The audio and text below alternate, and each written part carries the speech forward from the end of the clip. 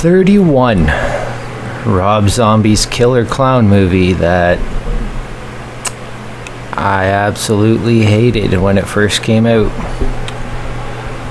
It took me 5 tries to get through that bitch when it originally came out, and it just kept putting me to sleep until the 5th time, and I really didn't care for it. But today I just watched it again out of morbid curiosity or whatever reason, I don't know, and I actually liked it. Still not great. With it being a killer clown movie from Rob Zombie, I was expecting a whole hell of a lot more. But the violence is there. The little Nazi midget dude, that guy was one of my favorite parts of the whole movie. That fucker cracked me up. His death, unfortunately, was a little lackluster, but for the most part, the rest of the kills were really cool. The 2 other clowns, the fat one and the skinny one, never caught their names. They were hilarious, the way they'd torment everybody with their little quick wit. That and the chainsaws are just dope. Break is Doomhead. He has the least amount of screen time in the movie, and that's a goddamn shame because he's the best character in the whole movie. Sherry Moon Zombie was dope in it. Nothing like her baby character, so thank fuck for that, because her voice as Baby is insanely annoying. She seems a little more normal in this movie, which for once is a good thing, being normal. She ends up turning into a bit of a badass, though. Not like she really had a choice. The ending sucked. It didn't finalize anything. If anything, it just leads to more sequels, but that kind of pisses me off, actually, because Rob Zombie always goes on about how a franchise should know when it needs to end, and that's why he did the ending to Devil's Rejects the way he did, so that studios couldn't force him to do a sequel.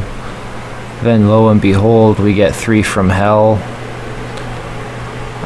which, and I thought was a pretty dope movie. All things considered, I went into it expecting absolute dog shit, so that's probably why I ended up liking it. Sherry's great in that movie as well. But yeah, back to 31.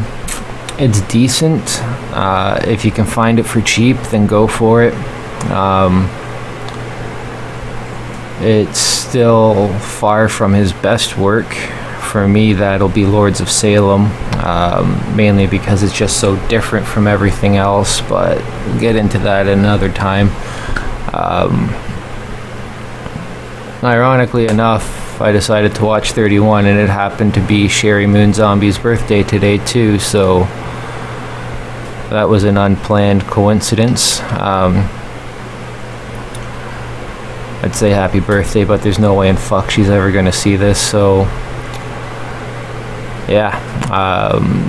Sherry really is the best part of most of Rob Zombie's work. I gotta say, in his movies, she's great. I would like to see her in films not made by Rob, but don't know if that'll ever happen. The dialogue, it's so-so. It's typical Rob Zombie redneck banter, and feels like a 4th grader wrote it, but I guess that's part of his charm. Yeah, Malcolm McDowell's in this. he's a hell of a lot better in this movie than he is as Dr. Loomis in the Halloween movies. Not too bad in Halloween 1, but he fucking ruins the Loomis character in Halloween 2. Granted, that's not all Malcolm's fault. That's mainly how Rob wrote it, but it turned Loomis into a caring, sympathetic doctor into a total money-grubbing douchebag. That pisses me off, but again, I'm swaying away from the main movie here, just 31. Malcolm's cool in it, playing like a Shakespearean type character who organizes this whole 31 game where X amount of players have a certain amount of time to survive the onslaught of these killer clowns. That's the whole premise of the movie. It's... what the fuck? It reminds me kind of like an older movie. I think it was 2001, a movie called Slashers, which is a televised Japanese game show where they throw a few people into a warehouse and they have to survive for 12 or 24 hours. I think it's 12 hours. While these psychopaths chase them. And that's basically what 31 is, just with more gore, more swearing, just overall a lot less politically correct than Slashers, and I can appreciate that. I'm sure there's stuff in this movie that would offend most of the new age snowflake horror fans.